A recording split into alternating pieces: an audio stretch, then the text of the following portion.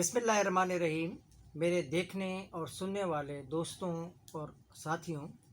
السلام علیکم۔ میں قاضی جاوید اپنے پروگرام حرف خواب کے ساتھ آپ کے سامنے حاضر ہوں۔ دوستوں اور ساتھیوں، جیسا کہ میں آپ کو پہلے بھی بتا چکا ہے کہ اس پورے سیلاب کے پیچھے عالمی استعماری قوتیں،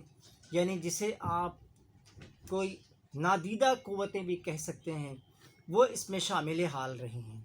یقینی طور پہ یہ اس کی کیا وجوہات ہو سکتی ہیں، اس لیے ہمیں تھوڑا سا پیچھے جانا پڑے گا۔ 1974 میں امریکہ ویتنام سے نکلا،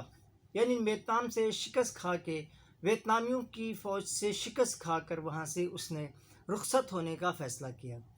اس کے 10 سال کے بعد، یعنی 1974 کے 10 سال کے بعد، امریکی CIA نے ایک بھرپور طریقے کی رپورٹ جاری کی جو اس کی ویتنام کے جنگ کے متعلق تھی۔ اس میں اس نے کہا کہ ہم ویتنام کی جنگ کے دوران، ویتنام کی جنگ جب ہماری جاری تھی، ویتنام کے جنگ کے دوران جس جگہ پہ ہمیں معلوم ہوتا تھا کہ ان علاقوں پہ ویتنام کی فوج موجود ہے، ان علاقوں پہ ہم مصنوعی بارش کرتے تھے اور مصنوعی بارش کی مدد سے ہم انہیں نقصان پہنچاتے تھے۔ گو کہ اس بات میں کوئی سچائی ہے یا نہیں ہے، لیکن امریکہ کی اس رپورٹ میں ذرا ہم مزید تھوڑا سا پہلے چلے جائیں، یعنی 17ویں صدی میں چلے جائیں، تو 17ویں صدی میں بھی جب میر جعفر نے سراج الدولہ کے ساتھ غداری کی، اس وقت بھی کچھ ایسی ہی صورتحال نواب سراج الدولہ کی شکست کے سامنے آئی۔ اس وقت بھی کچھ ایسی صورتحال سامنے آئی کہ 2 دن کی مسلسل جنگ کے بعد، 2 دن کی مسلسل فتوحات کے بعد، سراج الدولہ کی فوجیں انگریزوں کی فوجوں کو مغربی بنگال کے ساحلوں تک محدود کر چکی تھیں کہ عین اسی وقت شام کے وقت بارش شروع ہوئی، اور یہ بارش کا سلسلہ 2 دن تک جاری رہا، جس نے نواب سراج الدولہ کی تمام اسلحے اور تمام توپوں کو، جو اس وقت اتنی زیادہ لیٹسٹ نہیں ہوتی تھیں کہ انہیں پوری طرح بند کیا جا سکے، اس کو انہوں نے ویسے ہی کھلا رکھا ہوا تھا۔ اور کیونکہ بارش نے نہیں ہونا تھا، اس لیے اس کی پروگرام یہ بنایا گیا کہ ان توپوں کو جو ہے ایسے ہی کھلا رکھا جائے۔ لیکن اس پوری صورتحال کے بعد نواب سراج الدولہ کو شکست ہو گئی، اور نواب سراج الدولہ وہاں سے نکل کر کے دوسرے علاقوں میں جانے کی کوشش کرتے رہے۔ تو عین اسی وقت جو ہے ان کے جو سب سے بڑے غدار ابن غدار، یعنی جن کو ننگے ملت، ننگے دین، ننگے وطن کے نام سے علامہ اقبال نے یاد کیا، ان جناب میر جعفر صاحب جو ہیں وہ تشریف لے آئے اور انہوں نے ان کو گرفتار کرنے میں انگریزوں کا ساتھ دیا۔ اسی طرح کی آج کی جو بارش ہے، آج جو ہمارے ملک میں آپ نے کبھی بھی ایسا نہیں دیکھا ہوگا کہ مونسون کی موسم جو ہے وہ 40-50 دن تک چلتا رہے۔ بلکہ عام طور پہ تو کراچی کے بارے میں جب بھی کوئی منصوبہ بندی کی جاتی تھی تو اس وقت یہی کہا جاتا تھا کہ بھائی یہاں تو بارش ہوتی ہی نہیں ہے، لہٰذا ایسی کوئی نکاسی آپ کی کوئی خاص ضرورت نہیں ہے۔ اسی طرح سے سندھ میں بھی بارشیں ضرور ہوتی تھیں، لیکن اس قدر نہیں ہوتی تھیں جیسے اب ہو رہی ہیں۔ آخر اس کی وجوہات کیا ہیں؟ جو ایک پوری شدید قسم کی بارش جو ہے، ایک ایسی بارش جس نے پورے سندھ کے بیشتر، اب آپ نے کل ہی سنا ہو کنچر جیل میں جو کٹ ڈالا گیا ہے، اس سے آج جو گورنمنٹ آف سندھ کی جو رپورٹ آئی ہے، گورنمنٹ آف سندھ نے یہ بات بتائی ہے کہ اس جھیل کی جو کٹ لگانے سے تقریباً 40,000 گاؤں جو ہیں وہ متاثر ہوں گے۔ اب آپ اگر فرض کر لیں کہ اگر ایک گاؤں میں 5 لوگ بھی رہتے تھے تو یہ 2.5-3 لاکھ لوگ ہیں، لیکن ایسا تو کبھی بھی نہیں ہوتا ہے کہ کسی گاؤں میں 4 سے 5 لوگ موجود ہوں۔ لہٰذا اس پوری بارشوں کے سینیریوں کو اگر ہم تھوڑا سا پیچھے لے جائیں تو ہم عالمی سطح پر جو پاکستان میں مختلف بڑی بڑی جنگیں لڑی گئی ہیں، بڑے جو سب سے پہلے تو یہاں پہ آج سے 30 سال پہلے، 32 سال پہلے سوویت یونین تشریف لے آئی افغانستان پہ۔ اس افغانستان پہ وہ ضرور آئیں، لیکن اس کی جنگ کے لیے تمام اسلحہ، تمام گولہ بارود اور تمام جو ہے جہاز اور बंदरगाहों पे सामान का आना जाना, ये एक लंबी फहरिस्त, लंबा सिलसिला चलता रहा। 10 से 11 साल तक ये चलता रहा। लेकिन 2001 में फिर अमेरिका तशरीफ़ ले आए। अमेरिका के साथ जो है वो पूरी दुनिया के जो एटमी असासे थे, पूरी दुनिया के जो जदीद से जदीद तरीन असलहा थे, जिनको चलाने के लिए और एक बहुत लंबी चौड़ी जो है वो उनके पास फ़ौज मौजूद थी। यानी यूरोपीय यूनियन समेत, बल्कि मैं तो ये कहता हूँ मुख्तसरन कि पूरी दुनिया की फ़ौज जो है वो तालिबान से मुकाबले के लिए जो है वो वहाँ चली आई, अफ़गानिस्तान चली आई। और यहाँ पर बहुत ही तवातुर के साथ, यानी अक्टूबर 2021 से लेकर के 2021 अक्टूबर में ये सिलसिला शुरू हुआ, और उसके बाद तकरीबन नवंबर तक, यानी 13 नवंबर तक जो है वहाँ मुसलसल दिन और रात बमबारी होती रही। मैं आपको बताता चलूँ, मुशर्रफ साहब हमारे यहाँ थे, सरबराह सदर मुमलिकत थे। अब किसी उनको कुछ कहूँ या ना कहूँ, चले वो तो तारीख़ खुद फैसला करेगी कि उन्होंने क्या फ़ैसला किया और क्या नहीं किया। लेकिन ये बात बताता चलूँ कि मुशर्रफ साहब, वो मुशर्रफ साहब जो ये कहा करते थे कि जी वो ये दहशत गर्द हैं, ये जो है हमारे लिए नाकाबिले बर्दाश्त हैं, और ये जो तालिबान की, आखिर में हमारी फ़ौज ने, हमारे लोगों ने मिलकर ही इस सेटलमेंट को कराया। और रमज़ान उस दौरान भी आया, 1 महीने रमज़ान का रहा। उस पूरे रमज़ान के दौरान जो है यहाँ से पाकिस्तान से उड़ करके बल्कि 32,000 के करीब जो है वो यहाँ से फ़्लाइंग हुई और जाकर अफ़गानिस्तान पे हमला हुआ। इस पूरी सिनेरियो के दौरान ही और उससे कबल भी साइंसदान ये बताते रहे हैं पाकिस्तानियों को, साइंसदान ये बताते रहे हैं पाकिस्तान के हुक्मरानों को कि जनाब ये जो आपके ने जो खेल खेला हुआ है, ये जो आप कभी सोवियत यूनियन आ रही है आपके पास, आप उनसे मुकाबला करवा रहे हैं अमेरिका के स्टंगर मिसाइल ला करके, कभी जो है वो कोई और आ रहा है, कभी इस तरह से लोग आ रहे हैं, कभी उस तरह से लोग आ रहे हैं। अब अमेरिका जो है वो 20 साल तक वहाँ पे सिर्फ अपने असलहा का इस्तेमाल करता रहा, जिसकी वजह से वो जो हमारे ग्लेशियर तकरीबन 70-80 के करीब पाकिस्तान की सरहदों के करीब जो हैं वो बड़े बड़े ग्लेशियर मौजूद हैं।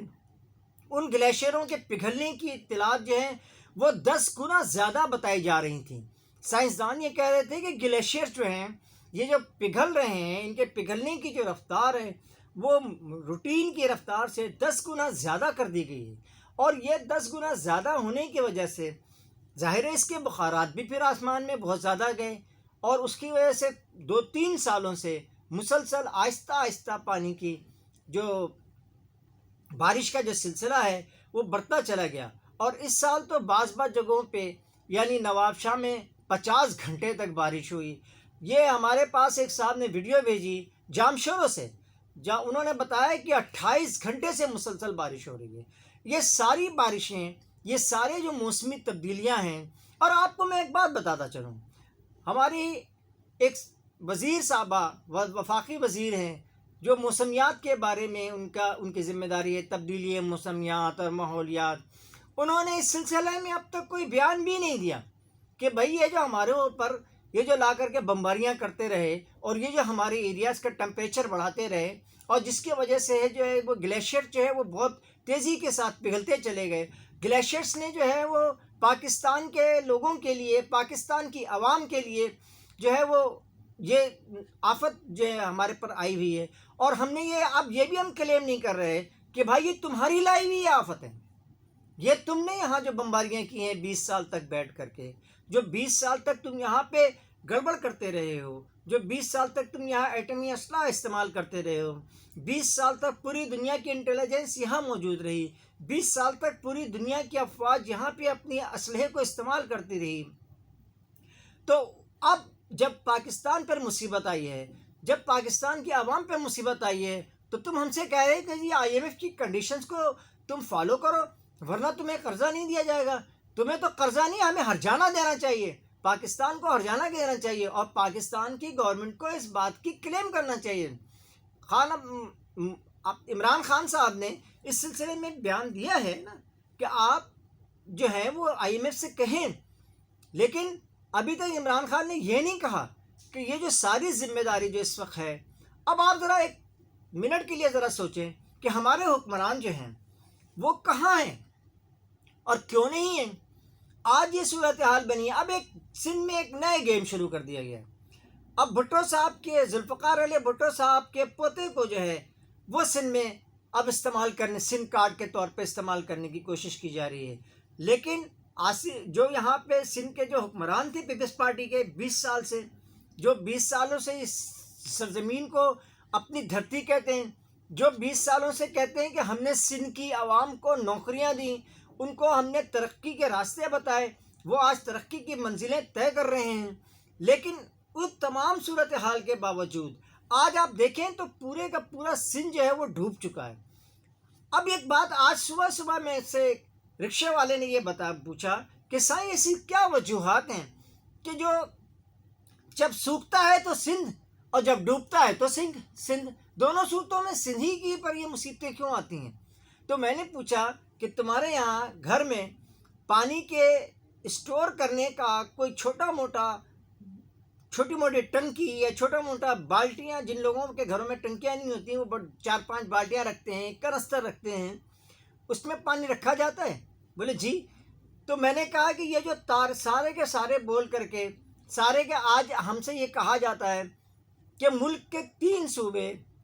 جو ہیں یعنی خیبر پختونخوا اور سندھ اور بلوچستان یہ ڈیم بنانے کے مخالف ہیں، تو آپ کو ڈیم بنانے کی اتنی کیا جلدی ہو رہی ہے؟ تو میں نے ان سے پوچھا کہ بتاؤ کہ ڈوبنے والوں میں یہ 3 صوبوں کے علاوہ بھی چوتھا صوبہ بھی شامل ہے کیا جو ڈوب گیا ہے؟ یعنی پنجاب بھی ڈوب گیا ہے کیا؟ یہ اپر سندھ لوور سندھ کے جو لوگ ہیں، ہمارے سرائکی علاقے کے جو لیڈران ہیں، وہ بھی ڈیم کے بڑے مخالف ہیں کہ جی وہ ڈیم کے بننے سے تو شاید ہمارے بڑی مشکل ہو جائے گی۔ تو بھائی اگر آپ پنجاب میں ڈیم نہیں بنا رہے تو سندھ میں بنا لیں۔ لیکن یہ بات تو بالکل طے شدہ ہے، یہ بات ہونی شدنی والی بات ہے کہ اگر آپ اس طرح کا کوئی ریزرو وائر یا ریزرو واٹر کے لیے کوئی چیز آپ اگر نہیں بنائیں گے، کسی چیز کو اگر آپ آگے نہیں بڑھائیں گے اور اس طرح کی کوئی پلاننگ نہیں کریں گے تو یا تو سندھ ڈوبتا رہے گا اور اگر نہیں تو پھر سوکھتا رہے گا۔ جیسے آج سے 5 سال پہلے کی بات ہے جب پورا سندھ جو ہے وہ خوش سالی سے دوچار تھا۔ تو ان پوری صورتحال کو سنبھالنے کے لیے، اور ایک بات اور بھی میرے دوستوں اور ساتھیوں اور میرے سننے والوں اور مجھے دیکھنے والوں، یہ بات یاد رکھو کہ یہ جو ہمارے حکمران ہیں، آپ کو تو بہت اچھی طرح پتہ ہے کہ ان میں سے کسی کا لندن میں فلیٹ ہے، ان میں سے کسی کا سرائے محل ہے، ان میں سے کسی کی کہیں بیرون ملک جائیداد ہے، بلکہ اب تو یہ بھی اطلاعات ہے کہ ہمارے حکمرانوں کی کم و بیش آدھی دنیا میں جائیدادیں موجود ہیں اور آف شور کمپنیز ہیں۔ ان کے لیے کوئی مسائل پیدا نہیں ہوں گا۔ یہ جو سندھ کا جو غریب عوام جو آج مر رہا ہے، جو آج ڈوب رہا ہے، جو خوش سالی کے دور میں بھی